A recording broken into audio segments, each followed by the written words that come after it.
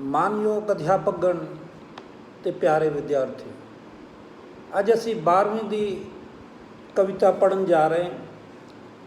ਨਾਮ ਹੈ prayer of the Woods. ਇਹ ਕਵਿਤਾ ਬੇਟੇ ਸਮਾਜ ਦੇ ਵਿੱਚ ਪ੍ਰਚਲਿਤ ਹੈ। ਇਹ ਨਹੀਂ ਪਤਾ ਕਿਸ ਨੇ ਲਿਖੀ ਹੈ। ਜਿਸ ਤਰ੍ਹਾਂ ਸਾਡੇ ਕੁਝ ਲੋਕ ਗੀਤ ਨੇ, ਲੋਕ ਗਾਉਂਦੇ ਨੇ, ਲੇਕਿਨ ਉਸ ਦੇ ਲੇਖਕ ਦਾ ਨਹੀਂ ਪਤਾ ਹੁੰਦਾ। ਇਸ ਲਈ ਅਸੀਂ ਕਹਾਂਗੇ ਕਿ ਇਹ ਅਨੋਨੀਮਸ ਪੋਇਮ ਹੈ। ਨਾਮ ਕੀ ਹੈ? Prayer of the Woods. ਬੱਚਿਓ, ਜਦੋਂ ਮੈਂ ਇਹ ਕਵਿਤਾ ਪੜ੍ਹ ਰਿਹਾ ਸੀ ਤਾਂ ਮੈਨੂੰ ਪੰਜਾਬੀ ਦੇ ਇੱਕ ਬਹੁਤ ਪ੍ਰਸਿੱਧ ਕਵੀ ਸ਼ਿਵ ਕੁਮਾਰ ਬਟਾਲਵੀ ਦੀ ਯਾਦ ਆਈ। ਉਸ ਦੀ ਕਵਿਤਾ ਹੈ ਰੁੱਖ, ਅਤੇ ਮੈਂ ਪਹਿਲਾਂ ਤੁਹਾਨੂੰ ਉਹ ਕਵਿਤਾ ਦੀਆਂ ਕੁਝ ਪੰਕਤੀਆਂ ਪੜ੍ਹ ਕੇ ਸੁਣਾਵਾਂਗਾ ਔਰ ਤੁਹਾਨੂੰ ਪਤਾ ਲੱਗੇਗਾ ਕਿ ਰੁੱਖਾਂ ਦਾ ਅਤੇ ਸਾਡਾ ਕੀ ਆਪਸ 'ਚ ਰਿਸ਼ਤਾ ਹੈ, ਕਿੰਨਾ ਗਹਿਰਾ ਰਿਸ਼ਤਾ ਹੈ। ਕੁਝ ਰੁੱਖ ਮੈਨੂੰ ਪੁੱਤ ਲੱਗਦੇ ਨੇ, ਕੁਝ ਰੁੱਖ ਮੈਨੂੰ ਮਾਵਾਂ, ਕੁਝ ਰੁੱਖ ਮੈਨੂੰ ਪੁੱਤ ਲੱਗਦੇ ਨੇ, ਕੁਝ ਰੁੱਖ ਮੈਨੂੰ ਮਾਵਾਂ, ਕੁਝ ਰੁੱਖ ਮੈਨੂੰ ਧੀਆਂ ਵਰਗੇ, ਕੁਝ ਰੁੱਖ ਵਾਂਗ ਭਰਾਵਾਂ, ਕੁਝ ਰੁੱਖ ਮੇਰਾ ਜੀ ਕਰਦਾ ਏ, ਕੁਝ ਰੁੱਖ ਮੇਰਾ ਜੀ ਕਰਦਾ ਏ, ਮੈਂ ਕੁਝ ਛੁੱਟ ਚੁੱਕ ਖਿਡਾਵਾਂ। ਇਹ ਸਨ ਸ਼ਿਵ ਕੁਮਾਰ ਬਟਾਲਵੀ। ਕਿੰਨੀ ਉੱਚੀ ਕਵਿਤਾ ਲਿਖੀ ਹੈ, ਕਿੰਨੇ ਉੱਚੇ ਥਾਟ ਨੇ ਸਾਡੇ, ਔਰ ਰੁੱਖਾਂ ਨੂੰ ਉਹਨੇ ਕਿਸ ਤਰੀਕੇ ਨਾਲ ਸੈਲੀਬ੍ਰੇਟ ਕੀਤਾ ਹੈ, ਰੁੱਖਾਂ ਦਾ ਮਹੱਤਵ ਦੱਸਿਆ ਹੈ ਕਿ ਰੁੱਖਾਂ ਦੇ ਨਾਲ ਸਾਡਾ ਰਿਸ਼ਤਾ ਬਹੁਤ ਗਹਿਰਾ ਹੈ ਔਰ ਉਸ ਨੂੰ ਝੁਠਲਾਇਆ ਨਹੀਂ ਜਾ ਸਕਦਾ। ਇਸੇ ਲਈ ਬੱਚਿਓ, ਸੱਚ ਹੀ ਕਿਹਾ ਹੈ, ਇੱਕ ਰੁੱਖ ਸੌ ਸੁੱਖ, ਜੰਗਲ ਹੈ ਤੋ ਮੰਗਲ ਹੈ। ਸਾਡੇ ਸੱਭਿਆਚਾਰ ਵਿੱਚ ਵੀ ਬੱਚਿਓ ਅਸੀਂ ਰੁੱਖਾਂ ਦਾ, ਜੰਗਲਾਂ ਦਾ ਬਹੁਤ ਸਤਿਕਾਰ ਕਰਦੇ ਹਾਂ ਅਤੇ ਰੁੱਖਾਂ ਦੀ ਪੂਜਾ ਕਰਦੇ ਹਾਂ, ਪਰ ਜੰਗਲਾਂ ਦੀ ਬਹੁਤ ਬੇਰਹਿਮੀ ਨਾਲ ਕਟਾਈ ਕੀਤੀ ਗਈ ਅਤੇ ਕੁਦਰਤ ਦਾ ਚੀਰਹਰਨ ਹੋ ਗਿਆ।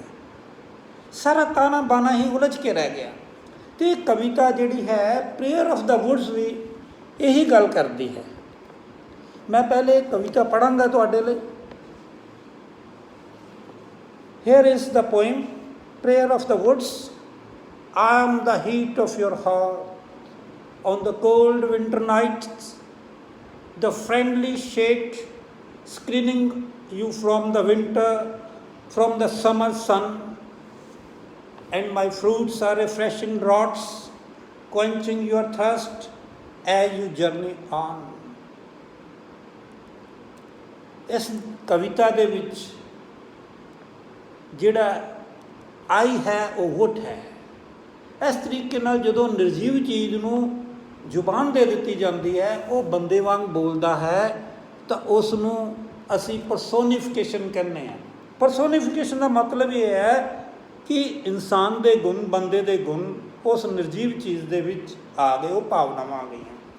ਆਈ ਕੌਣ ਹੈ? ਵੁੱਡਸ ਨੇ, ਜੰਗਲ ਨੇ। I am the heat of your heart on the cold winter nights.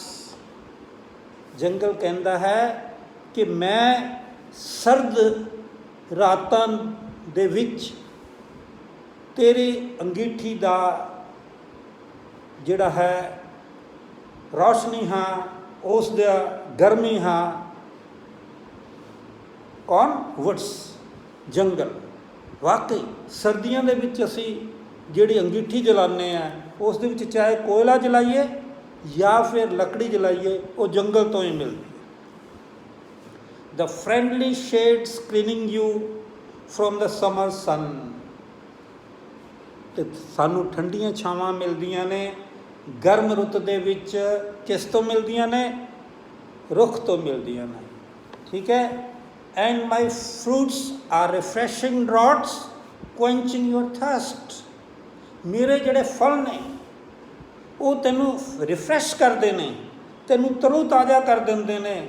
ਉਸ ਦਾ ਜੂਸ ਜਿਹੜਾ ਹੈ, ਜਦੋਂ ਅਸੀਂ ਫਲ ਖਾਂਦੇ ਹਾਂ, ਉਸ ਦਾ ਜਿਹੜਾ ਜੂਸ ਹੈ ਸਾਨੂੰ ਤਰੋ ਤਾਜ਼ਾ ਕਰਦਾ ਹੈ, ਸਾਡੀ ਪਿਆਸ ਨੂੰ ਬੁਝਾਉਂਦਾ ਹੈ।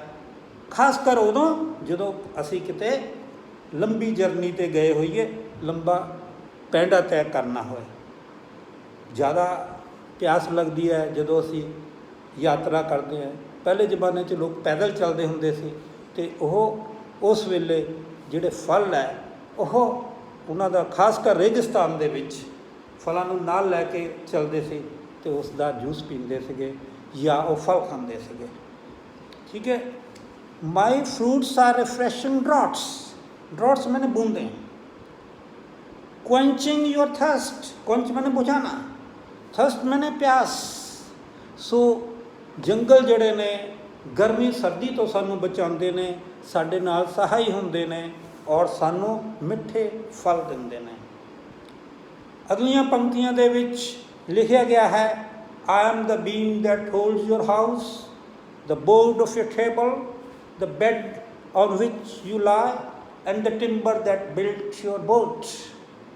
ਇਸ ਦੇ ਵਿੱਚ 3-4 ਉਹ ਗੱਲਾਂ ਲਿਖੀਆਂ ਗਈਆਂ ਨੇ ਜਿਸ ਜਗ੍ਹਾ 'ਤੇ ਜਿਹੜੇ ਜੰਗਲ ਨੇ ਉਹ ਸਾਡਾ ਸਾਥ ਦਿੰਦੇ ਨੇ, ਸਾਡੇ ਸਹਾਈ ਹੁੰਦੇ ਨੇ, ਸਾਡੇ ਬਹੁਤ ਕੰਮ ਆਉਂਦੇ ਨੇ। ਸਾਰਿਆਂ ਨੂੰ ਪਹਿਲਾਂ ਕੀ ਹੈ, ਸਾਡੇ ਲਈ ਘਰ ਬਣਾਉਂਦੇ ਨੇ। ਆਈ ਐਮ ਦਾ ਬੀਮ, ਮੈਂ ਉਹ ਥੰਬੀ ਹਾਂ, ਮੈਂ ਉਹ ਥੰਮ ਹਾਂ, ਮੈਂ ਉਹ ਪਿਲਰ ਹੈ ਦੈਟ ਹੋਲਡਸ ਯੋਰ ਹਾਊਸ, ਜਿਹੜਾ ਤੇਰੇ ਘਰ ਨੂੰ ਉੱਪਰ ਉਠਾਏ ਰੱਖਦਾ ਹੈ। ਜੇਕਰ ਥੰਬੀ ਨਾ ਹੋਏ ਤਾਂ ਸਾਡੇ ਜਿਹੜੇ ਹੈ ਛੱਤ ਥੱਲੇ ਆ ਸਕਦੀ ਹੈ। ਹਾਂਜੀ। ਦ ਬੋਰਡ ਆਫ ਯੋਰ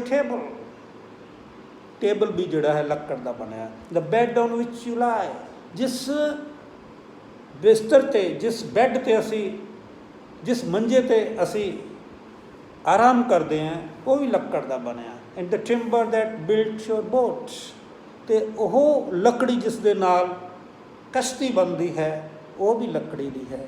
ਕਹਿੰਦਾ ਮੈਂ ਦੇਖੋ ਕਿੰਨੇ ਕੰਮ ਆਉਣਾ। I am the handle of your home, the door of your homestead, the wood of your cradle and the shell of your coffin। I am the handle of your home। ਜਿੰਨੇ ਵੀ ਅਸਤਰ ਸ਼ਸਤਰ ਬਣਦੇ ਨੇ, ਜਿੰਨੇ ਵੀ ਯੰਤਰ ਬਣਦੇ ਨੇ, ਉਹ ਤਕਰੀਬਨ ਜਿਹੜੇ ਨੇ ਖਾਸ ਕਰ ਪਿੰਡਾਂ ਦੇ ਉਹ ਲੱਕੜ ਦੇ ਬਣੇ ਹੁੰਦੇ ਨੇ। ਹਾਂਜੀ। ਜਿਹੜਾ ਦਾਤਰੀ ਹੈ, ਕੋਈ ਹੋਰ ਚੀਜ਼ ਹੈ, ਲੱਕੜ ਦੀ ਬਣਦੀ ਹੈ। ਠੀਕ ਹੈ। ਔਰ ਸਾਰਿਆਂ ਨਾਲੋਂ ਵੱਡੀ ਗੱਲ ਜਿਹੜੀ ਕਹੀ ਹੈ ਲੱਕੜੀ ਦੀ, ਜਦੋਂ ਅਸੀਂ ਪੈਦਾ ਹੁੰਦੇ ਹਾਂ, ਜਿਹੜਾ ਪਾਲਣਾ ਹੈ, ਜਿਹੜਾ ਝੂਲਾ ਹੈ, ਮਾਂ ਝੂਲਾ ਝੁਲਾਉਂਦੀ ਹੈ। ਹਾਂਜੀ। The wood of your cradle, ਉਹ ਪਾਲਣਾ ਵੀ ਲੱਕੜੀ ਦਾ ਬਣਿਆ ਹੁੰਦਾ ਹੈ। And the shell of your coffin, ਔਰ ਅਖੀਰ 'ਚ ਜਦੋਂ ਬੰਦਾ ਮਰਦਾ ਹੈ ਤਾਂ ਉਸ 'ਤੇ ਲੱਕੜੀਆਂ ਵੀ ਪਾਈਆਂ ਜਾਂਦੀਆਂ ਨੇ। ਹਿੰਦੂ ਸਮਾਜ ਦੇ ਵਿੱਚ ਅੰਤਿਮ ਸੰਸਕਾਰ ਲੱਕੜੀਆਂ ਨਾਲ ਕੀਤਾ ਜਾਂਦਾ ਹੈ। ਔਰ ਜਿਹੜੇ ਚਰਚ ਕ੍ਰਿਸਚਨਸ ਨੇ ਉਹ ਦਫਨਾਉਂਦੇ ਨੇ, ਅਤੇ ਉਹ ਜਿਹੜਾ ਤਾਬੂਤ ਬਣਦਾ ਹੈ ਉਹ ਵੀ ਲੱਕੜ ਦਾ ਹੁੰਦਾ ਹੈ। ਅਤੇ ਜਿਸ 'ਤੇ ਅਰਥੀ 'ਤੇ ਬੰਦੇ ਨੂੰ ਲੈ ਕੇ ਜਾਇਆ ਜਾਂਦਾ ਹੈ ਉਹ ਵੀ ਲੱਕੜ ਦੀ ਹੁੰਦੀ ਹੈ। ਇਹਦਾ ਮਤਲਬ ਕੀ ਹੋਇਆ ਕਿ ਜਿਹੜੇ ਵੁੱਡਸ ਨੇ, ਜਿਹੜੇ ਦਰਖਤ ਨੇ, ਉਹ ਫਰੋਮ ਕ੍ਰੈਡਲ ਟੂ ਗ੍ਰੇਵ ਸਾਡਾ ਸਾਥ ਦਿੰਦੇ ਨੇ। ਹਾਂਜੀ। I am the bread of your kindness and the flower of the beauty, ਮੈਂ ਬਹੁਤ ਦਿਆਲੂ ਹਾਂ। I am the bread of your kindness, flower of beauty. ਵਰਕਸ਼ ਜਿਹੜੇ ਨੇ ਉਹ ਇਸ ਪੂਰੇ ਦੇ ਪੂਰੇ ਨਿਜ਼ਾਮ ਨੂੰ, ਇਸ ਮਾਹੌਲ ਨੂੰ ਬਹੁਤ ਸੁੰਦਰ ਬਣਾਉਂਦੇ ਨੇ। ਕਦੇ ਤੁਸੀਂ ਜੰਗਲ 'ਚ ਜਾਓ, ਕਿਸੇ ਬਗੀਚੇ 'ਚ ਜਾਓ, ਲੰਬੇ ਲੰਬੇ ਉੱਚੇ ਉੱਚੇ ਦਰੱਖਤ ਤੁਹਾਨੂੰ ਆਪਣੀ ਸ਼ਾਖਾਵਾਂ, ਝੂਲਦੀ ਹੋਈ ਸ਼ਾਖਾਵਾਂ ਦੇ ਨਾਲ ਤੁਹਾਡਾ ਅਭਿਨੰਦਨ ਕਰਦੇ ਨੇ, ਵੈਲਕਮ ਕਰਦੇ ਨੇ। ਠੀਕ ਹੈ। ਔਰ ਬਹੁਤ ਸੋਹਣਾ ਨਜ਼ਾਰਾ ਪੇਸ਼ ਕਰਦੇ ਨੇ। ਯੂ ਹੂ ਪਾਸ ਬਾਏ, ਮੇਰੇ ਕੋਲੋਂ ਦੀ ਲੰਘਣ ਵਾਲਿਓ, ਲਿਸਨ ਟੂ ਮਾਈ ਪ੍ਰੇਅਰ, ਮੇਰੀ ਪ੍ਰਾਰਥਨਾ ਸੁਣੋ। ਹਾਰਮ ਮੀ ਨੋਟ, ਮੈਨੂੰ ਨੁਕਸਾਨ ਨਾ ਪਹੁੰਚਾਣਾ, ਮੇਰੇ 'ਤੇ ਕੁਲਾੜੀ ਨਾ ਚਲਾਣਾ, ਮੇਰੇ 'ਤੇ ਦਾਤਰੀ ਨਾ ਚਲਾਣਾ। ਦੇਖੋ ਬੱਚਿਓ, ਆਦਮੀ ਕਿੰਨਾ ਗਿਰ ਗਿਆ। ਜਿਹੜੇ ਜੰਗਲ ਇੰਨਾ ਕੁਝ ਸਾਨੂੰ ਦਿੰਦੇ ਨੇ, ਖਾਣ ਲਈ, ਪੀਣ ਲਈ, ਰਹਿਣ ਲਈ, ਸਾਡੀਆਂ ਸੁਵਿਧਾਵਾਂ ਲਈ, ਉਸ ਨੂੰ ਹੀ ਅਸੀਂ ਨੁਕਸਾਨ ਪਹੁੰਚਾ ਰਹੇ ਹਾਂ। ਇਹ ਬੰਦੇ ਦਾ ਲਾਲਚ ਹੈ, ਇਹ ਬੰਦੇ ਦੀ ਲਾਲਸਾ ਹੈ, ਜਿਸ ਨੇ ਕਿ ਉਸ ਨੂੰ ਇੰਨਾ ਨੀਵੀਂ ਤੱਕ ਪਹੁੰਚਾ ਦਿੱਤਾ ਹੈ। ਔਰ ਮੈਨੂੰ 4 ਲਾਈਨਾਂ ਹੋਰ ਯਾਦ ਆ ਰਹੀਆਂ ਹਿੰਦੀ ਦੀਆਂ। ਉਹ ਜੀਵਨ ਦਾ ਇੱਕ ਬਹੁਤ ਵੱਡਾ ਫਿਲਾਸਫੀ ਹੈ। कवि कहता है पेट पत्थर खाते हैं, पेट पत्थर खाते हैं क्योंकि मीठे फल देने की औपचारिकता निभाते हैं। पेट पत्थर खाते हैं क्योंकि मीठे फल देने की औपचारिकता निभाते हैं। जो सानू मिठे फल दिंदा है, इंसान किन्ना गिरी हुई सोच रखता है, उन्हें ही पेड़ां ते पत्थर मारता है। सो दिस इज एक होर चीज़ मैनू याद आ रही है, इत्थे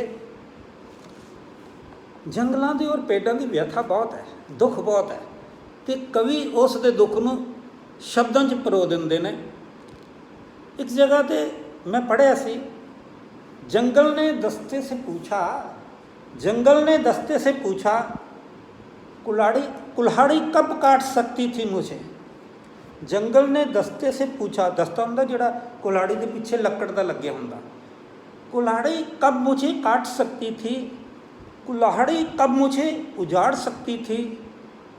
अपनों ने बेवफाई थी, अपनों ने कि लकड़ जिहड़ी सीगी ओह जिहड़ा है कुल्हाड़ी लोहे की जिहड़ी अगे हुंदी है, उहदे पिछे की लगदा, दस्ता लगदा, वो किस चीज़ का बनिया हुंदा, लकड़ का बनिया हुंदा। तो जंगल कहता है अपनों ने बेवफाई की, लकड़ी होकर दुश्मनों से जा मिली। फिर अगे प्रश्न करता है जंगल, क्या थी मेरी खता, मेरा की पाप से मैं की गुनाह किया सी, क्या थी मेरी खता जो मुझे ऐसी सज़ा मिले। वही कुल्हाड़ी लकड़ दे नाल मिल के, लकड़ के दस्ते नाल मिल के कित्थे वरती जाती है बच्चे, वो वरती जाती है दरख्त ते, वो वरती जाती है जंगलों को उखाड़न दे वास्ते। बच्चों मैं एक छोटा जिहा उपराला किया, इस कविता नूं तुहानूं होर ज़्यादा समझ लगे और इसलिए इस कविता नूं इंग्लिश की कविता नूं, इंग्लिश की पोइम नूं मैं पंजाबी दे विच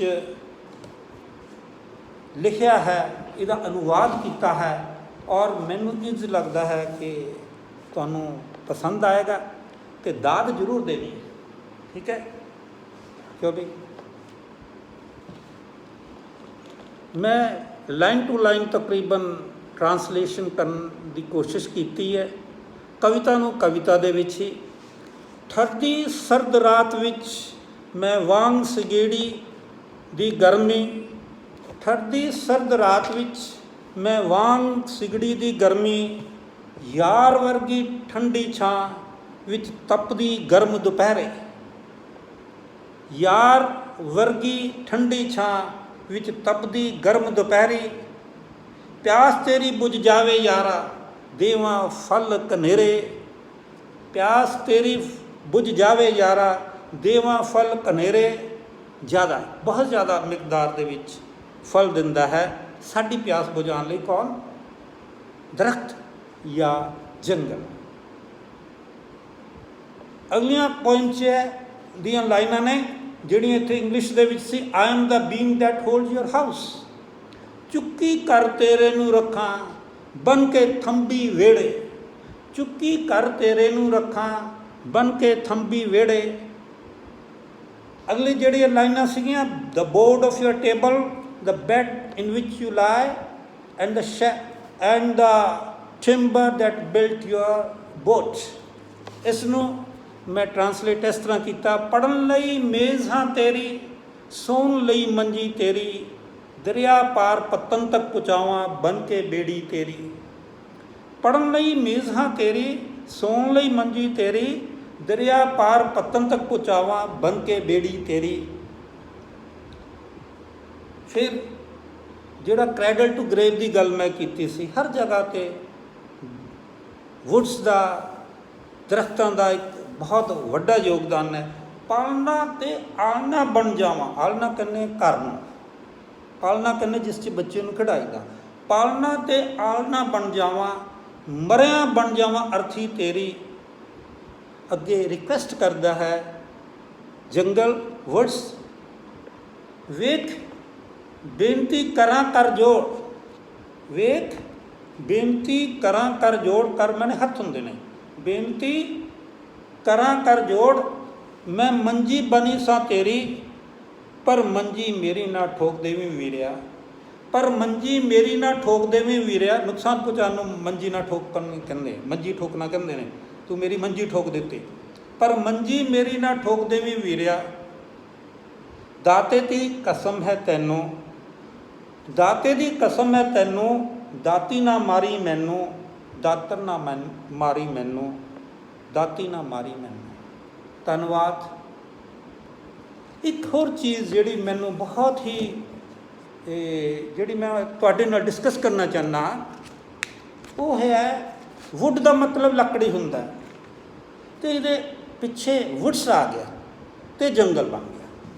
ਬੱਚਿਓ, ਇੰਗਲਿਸ਼ ਦੇ ਵਿੱਚ ਜਿਹੜੇ ਮੈਟੀਰੀਅਲ ਨਾਊਨ ਹੁੰਦੇ ਨੇ, ਜਿਹਨੂੰ ਹਿੰਦੀ 'ਚ ਦ੍ਰਵਯਵਾਚਕ ਸੰਗਿਆ ਕਹਿੰਦੇ ਅਤੇ ਪੰਜਾਬੀ ਦੇ ਵਿੱਚ ਦ੍ਰਵਵਾਚਕ ਨਾਊਨ ਕਹਿੰਦੇ ਆ, ਜਿਨ੍ਹਾਂ ਤੋਂ ਚੀਜ਼ਾਂ ਬਣੀਆਂ ਹੁੰਦੀਆਂ ਨੇ। ਕਿਸ ਕਿਸ ਤੋਂ ਚੀਜ਼ ਬਣੀ ਹੈ? ਜਿੱਦਾਂ ਲੱਕੜੀ ਤੋਂ ਹੈ, ਲੋਹੇ ਤੋਂ ਹੈ, ਸਟੀਲ ਤੋਂ ਹੈ, ਗਲਾਸ ਤੋਂ ਹੈ, ਮਿਲਕ ਹੈ। ਇਸ ਦੇ ਅੱਗੇ ਜਦੋਂ ਐਸ ਲੱਗ ਜਾਂਦਾ ਤਾਂ ਉਹਨਾਂ ਦਾ ਮੀਨਿੰਗ ਬਦਲ ਜਾਂਦਾ। ਅਤੇ ਮੈਂ ਸੋਚਿਆ ਵੀ ਜਾਂਦੇ ਹੋਏ ਮੈਂ ਗ੍ਰਾਮਰ ਦੀ ਇਹ ਟਿਪ ਤੁਹਾਨੂੰ ਜਿਹੜੀ ਹੈ ਸਮਝਾਉਂਦਾ ਜਾਵਾਂ। ਫੋਰ ਐਗਜ਼ਾਮਪਲ, ਵੁੱਡ ਦੇ ਮੂਹਰੇ ਜਦੋਂ ਐਸ ਲੱਗ ਜਾਂਦਾ, ਵੁੱਡਸ ਹੋ ਜਾਂਦਾ, ਜਿਸ ਦਾ ਮਤਲਬ ਜੰਗਲ ਹੈ, ਵਨ ਹੈ, ਜਿਹੜਾ ਕਿ ਤੁਸੀਂ ਹੁਣੇ ਪੜ੍ਹਿਆ ਹੈ। ਵਾਟਰ, WATR, ਵਾਟਰ, ਵਾਟਰ ਦਾ ਅਰਥ ਹੈ ਪਾਣੀ। ਜਦੋਂ ਇਸ ਦੇ ਅੱਗੇ ਵਾਟਰਸ ਲੱਗ ਜਾਂਦਾ ਹੈ ਅਤੇ ਇਸ ਦਾ ਅਰਥ ਸਮੁੰਦਰ ਹੋ ਜਾਂਦਾ, ਵਾਟਰਸ। ਦੇਖੋ ਕਿੰਨਾ ਮੀਨਿੰਗ ਬਦਲ ਗਿਆ। ਆਇਰਨ, ਲੋਹਾ, ਆਇਰਨਸ, ਆਇਰਨ ਦਾ ਅਰਥ ਹੋ ਜਾਂਦਾ ਹੈ ਜਿਹੜੀਆਂ ਬੇੜੀਆਂ ਜਿਹੜੀਆਂ ਨੇ ਪਾਈਆਂ ਜਾਂਦੀਆਂ ਨੇ ਇੱਕ ਅਪਰਾਧੀ ਨੂੰ, ਸਜ਼ਾ ਯਾਫਤਾ ਅਪਰਾਧੀ ਨੂੰ ਪਾਈਆਂ ਜਾਂਦੀਆਂ ਨੇ, ਉਹਨੂੰ ਆਇਰਨਸ ਕਹਿੰਦੇ ਆ। ਸਿਲਵਰ ਅਤੇ ਗੋਲਡ ਦੇ ਮੂਹਰੇ ਜੇਕਰ ਐਸ ਲੱਗ ਜਾਏ, ਸਿਲਵਰਸ ਐਂਡ ਗੋਲਡਸ, ਇਹ ਉਸ ਬੰਦੇ ਲਈ ਲਗਾਇਆ ਜਾਂਦਾ ਜਿਹੜਾ ਬਹੁਤ ਹੀ ਅਮੀਰ ਹੋਏ, ਜਾਂ ਕੋਈ ਦੇਸ਼ ਸਿਲਵਰਸ ਐਂਡ ਗੋਲਡਸ ਦੋਨੋਂ ਇਕੱਠੇ ਜਦੋਂ ਐਸ ਲਗਾ ਕੇ ਆਪਾਂ ਕਰਦੇ ਹਾਂ ਅਤੇ ਇਹਦਾ ਮਤਲਬ ਹੁੰਦਾ ਅਮੀਰੀਅਤ, ਅਮੀਰ। ਸਟੀਲ ਪਤਾ ਹੀ ਹੋਣਾ ਤੁਹਾਨੂੰ, ਆਪਾਂ ਇਸਤੇਮਾਲ ਕਰਦੇ ਹਾਂ। ਇਹਦੇ ਅੱਗੇ ਜਦੋਂ ਸਟੀਲਸ ਲੱਗ ਜਾਂਦਾ ਤਾਂ ਇਹ ਤੁਹਾਡੇ ਸਟਰੋਂਗਨੈਸ ਨੂੰ, ਤੁਹਾਡੀ ਸਟਰੈਂਥ ਨੂੰ ਰਿਪਰੈਜੈਂਟ ਕਰਨ ਲੱਗ ਜਾਂਦਾ। ਮਿਲਕ, ਮਿਲਕ ਦੇ ਅੱਗੇ ਮਿਲਕਸ ਜਦੋਂ ਲੱਗ ਜਾਂਦਾ ਤਾਂ ਇਸ ਦਾ ਅਰਥ ਦੁੱਧ ਚੋਣਾ, ਜਾਂ ਕੋਈ ਵੀ ਚੀਜ਼ ਕਿਸੇ ਚੀਜ਼ 'ਚੋਂ ਐਕਸਟਰੈਕਟ ਕਰਨਾ, ਕੱਢਣਾ, ਨਿਚੋੜਨਾ, ਉਹਨੂੰ ਮਿਲਕਸ ਕਹਿੰਦੇ ਆ। ਠੀਕ ਹੈ। ਫੋਰ ਐਗਜ਼ਾਮਪਲ ਅਸੀਂ ਕਹਿੰਦੇ ਹਾਂ, ਹਿਊਮਨ ਹੈਜ਼ ਮਿਲਕਡ ਟੂ ਮੈਨੀ ਰਿਸੋਰਸਿਸ। ਬੰਦੇ ਨੇ ਜਿਹੜਾ ਹੈ ਐਕਸਟਰੈਕਟ ਬਹੁਤ ਕਰ ਲਿਆ ਰਿਸੋਰਸਿਸ ਦਾ, ਸਾਡੇ ਜਿਹੜੇ ਨੇ ਪ੍ਰਕਿਰਤੀ ਦੇ ਸਰੋਤਾਂ ਦਾ ਜ਼ਿਆਦਾ ਦੋਹਨ ਕੀਤਾ। ਇਹਦਾ ਮਤਲਬ ਦੋਹਨ ਹੋ ਜਾਂਦਾ ਹੈ, ਦੁੱਧ ਚੋਣ ਤੋਂ ਆ ਜਾਂਦਾ।